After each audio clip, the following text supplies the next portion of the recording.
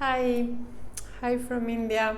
Um, I'm very happy to be here with you and to speak in these days of, uh, let's say, like of going within these days of asking ourselves a lot of questions. And as I speak, it's so beautiful here because it's about 7 o'clock at night, and uh, there are prayers coming from a mosque here close, and so it's really touching for me to speak and also feel that people are praying in these times of crisis, and we're all praying together. We're all praying for a new world that is already on her way. And it's been amazing for me. It's like I never thought, I would have so much work in these times of quarantine. It's like there are many studios that are contacting me to teach online, to reinforce the philosophy, to create community, even if it's a virtual community. I think it's very healing for all of us, and this is what I want to speak about today. I want to speak about how can we lead the way in these times of change, and what is changing exactly energetically. So we were all coming from this very aggressive paradigm based on greed, ambition, money, capitalism, consumerism, and we all had like this deep-seated belief that we could not be happy if we did not buy things or acquire new stuff. Even with this phone, we all wanted the last model, and suddenly life stopped, and the world stopped, and the plane stopped, and everything stopped, and we are home with our basic needs. We are home with a roof, with a little food, with our spiritual practice if we have one, with our basic relationships, and that's it. And maybe with internet, which is a wonderful asset. And how was this violence in the environment, how was it damaging us? And this is when I start thinking about new ways of living this life, new ways in communities, new ways led by empathy, by clarity, by truth, not by greed. And here's what I want to share a little bit of my thoughts. This is from when I was an ambassador here in India, from Costa Rica. And my tenure had these main ideas, and it was very beautiful how all of them started taking form during my time serving as a diplomat. And the first of them is how women can become more involved in politics, in leadership positions. And this is a wonderful time to reset everything, because the authoritarian model, this model that was crushing us as souls, as sensitive beings, are all about money, all about corporations, all about business, all about success, and it was really hurting us. So this is the time to reconnect to Mother Earth. This is the time to really help her heal, and as she heals, we're gonna heal as well.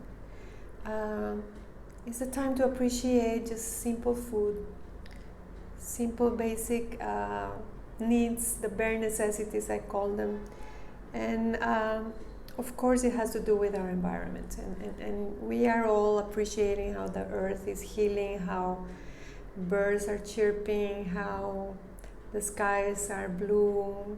I see pictures of the Himalayas here in India. People can see them after 30 years of not being able to see them because it was too foggy because of the pollution. Appreciate basic water to drink. So environment is a big piece of the puzzle of this new vision. And here I had the opportunity to work with an amazing woman. Her name is Vandana Shiva. And I had admired her very much since many, many years. But when I was the ambassador, I was able to work with her and really understand her views about, keeping seeds, real seeds, not seeds that have been, like genetically engineered and that have no nutrients. But they have this bank of seeds. It's so beautiful, and they have so many species here in India: rice and lentils and beans. And I was there in this project. It's called Navdanya. It's here in Uttarakhand, in the north part of India, close to the Himalayas. It's a beautiful, wonderful place. It's so sacred, and the earth is really just smiling there. It's regenerating in all ways. And how can we take her example as women that we are going to start like leading the way in this awareness that life can be lived in a different way without so much like pressure and stress and this competition between human beings. Life can be lived with more awareness that we can all plant our own food. And many families are leaving the cities and going to the out of the cities, because cities actually are like a big source of pollution, and also people in cities, the health rates are very bad, because we're breathing pollution. We all want to be in open spaces right now. We want to be, and the social distancing kind of works. We are in this appreciation of nature, and if you are not there right now, well, maybe you want to plan. I have so many plans after this lockdown opens to go to Sikkim, for example. That is a beautiful state in India that is completely organic.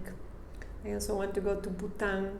It's another wonderful country in the north part of India that they don't care about the economical index, they care about the happiness index of the citizens. I think that's so beautiful. I just think these are new ways of living life, or really thriving in life.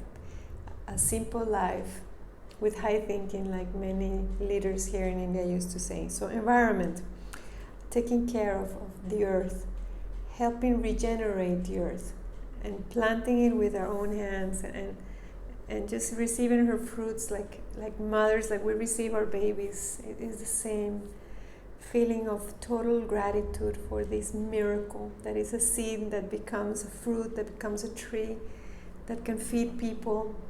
And also a change in our diets, instead of the violence of killing animals, and just going for a pure vegetarian or vegan diet. That's really going to help the world. Then I also, I was really focused on peace and how women can work for peace. And now this is the time to create circles. And circles of women, I am holding a lot of those in these days. There's a few men that, here and there, but it's mostly women. Women now, we're holding the sacred knowledge of the earth. We are the ones that are studying, we are the ones that are doing our yoga practices, and I do hope more men will come and just spark that, because it's also in you. Feminine knowledge, feminine energy is in all of us, independent of our gender. So this peace, how can we cultivate it? And I was working also as an ambassador with the University for Peace in my country.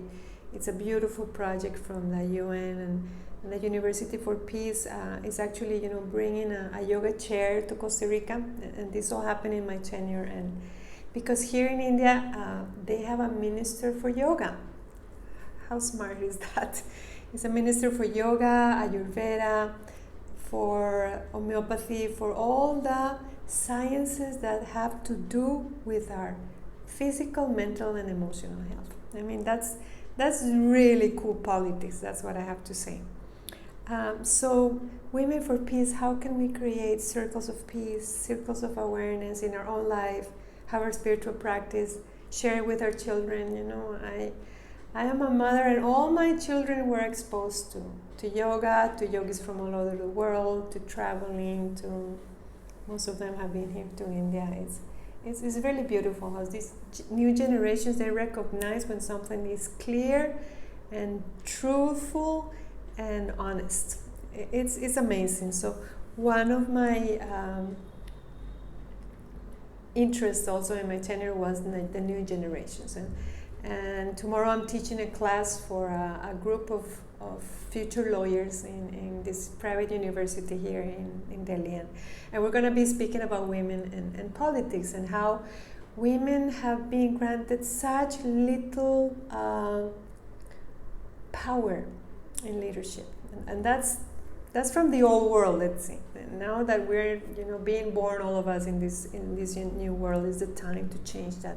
I'm so happy to see there are so many new prime ministers in New Zealand, in some of the Scandinavian countries, and it's very inspiring to see these women, young women, just with all the energy, with all this empathy for their populations, this clarity, this decisiveness. It's like making decisions and just really, they're big time influencers. Now that all the social media influencers are the trend, like women in politics are the best influencers of all. So how to use politics for also, they used to call it soft diplomacy, but I don't think it's soft. I actually think it's the real power. The power of connection, the power of relationship. It doesn't have to be like, let's go to war and let's win this, and Pakistan against India and the bombs and the nuclear bombs. Like, that's old. That's done. The new awareness, the new world that is being born in these Aquarian times. Yeah, because Aquarius is the energy of the community, the energy of the Buddha as a community, of the awakened ones, of the blessed ones. That's the energy of Aquarius. This is the new world that is being born right now. And it's based on truth. It's not based on power. It's based on oneness. It's not based on, on clash and conflict. That's all. That's exactly why that world ended. Because as human beings, we're not able to hold that violence anymore.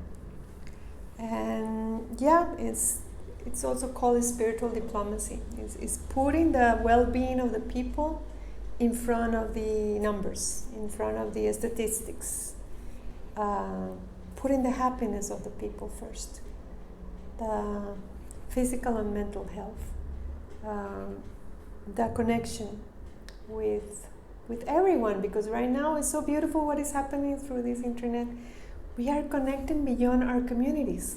I'm holding gatherings with people from all over Latin America and Spain in Spanish. It's so amazing. Tomorrow I have this class with this university, and I also have a beautiful gathering of Indian women that we're gonna, again, connect on Instagram and speak about how yoga can help us heal, because when the woman heals, the planet heals.